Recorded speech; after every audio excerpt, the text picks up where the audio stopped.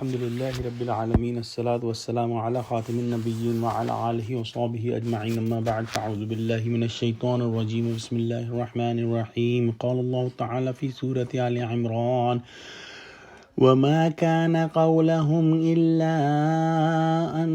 قالوا ربنا اغفر لنا ذنوبنا وإسرافنا في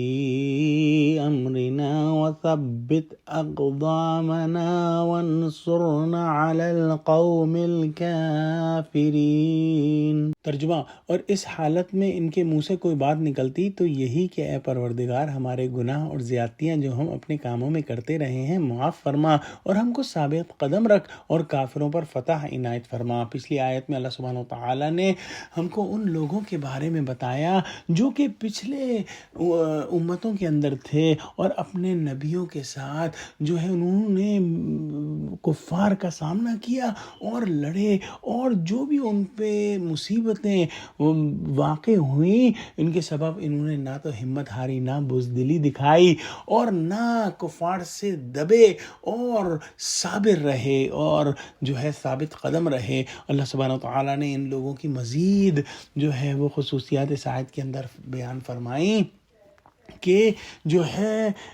اس حالت کے اندر کہ ان کو مصائب و شدائد آ رہے ہیں اللہ کی راہ میں، انہوں نے گھبراہٹ کی کوئی بات نہ کہی، نہ مقابلے سے ہٹے، نہ دشمن کی اطاعت قبول کی، اور اگر ان کے منہ سے کچھ نکلا تو یہی نکلا کہ اے اللہ تو ہم سب کی تقصیرات اور زیادتیوں کو معاف فرما دے اور ہمارے دلوں کو مضبوط اور مستقل رکھ تاکہ ہمارا قدم جو ہے وہ نہ لڑکھڑائے اور ہم کو کافروں کے مقابلے میں مدد پہنچا دے، اور وہ سمجھے کہ ہماری جو یہ مشکلات آ رہی ہیں اس کے اندر ہماری ہی گناہوں اور کوتاہیوں کو دخل ہے۔ اور یہ حقیقت ہے کہ انسان کوئی بھی ہو جو ہے وہ کسی گناہ سے اور کوتاہیوں سے محفوظ نہیں ہے، تو جو بھی مصیبت کا وقت آئے، جو بھی آزمائش کا وقت آئے، انسان کو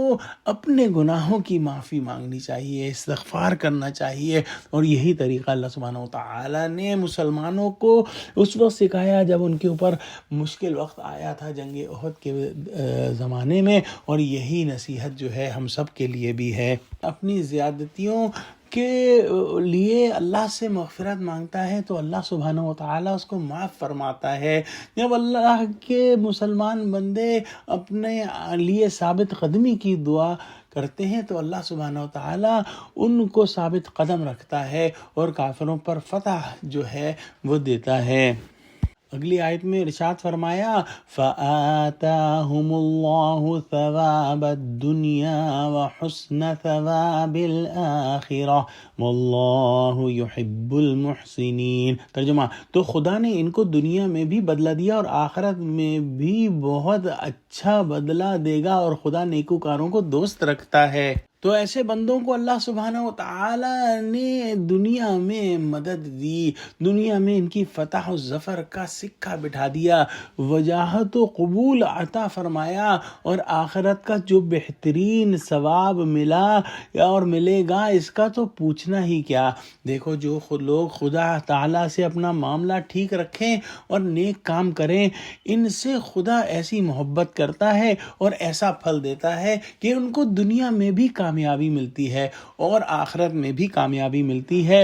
اور محسنین کے بارے میں یہاں پر ارشاد ہوا کہ اللہ محسنین سے محبت فرماتا ہے، ان کو دوست رکھتا ہے۔ اور محسنین کے بارے میں ہم نے پہلے بھی وضاحت کی ہے کہ احسان ایک ایسی دلی کیفیت کا نام ہے جس کے اندر انسان ہر وقت یہ سوچے کہ وہ گویا اللہ کو دیکھ رہا ہے،